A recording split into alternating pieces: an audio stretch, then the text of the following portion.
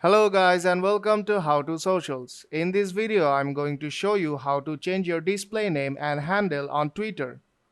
So let's start. First, open the Twitter app.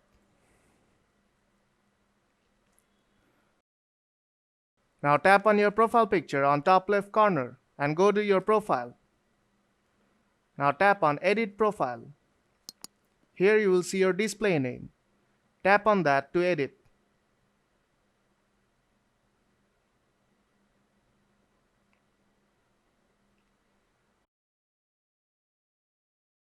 And tap Save on top right corner when you are done. Now to change the handle, go back and tap on your profile picture on top left corner and go to Settings and Privacy. Now tap on Account and you'll see your username or handle here. Tap on that and change as you want.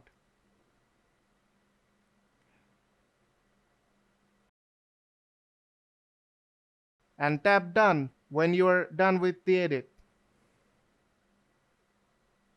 So if you find this video helpful, then don't forget to leave a like and see you in the next tutorial.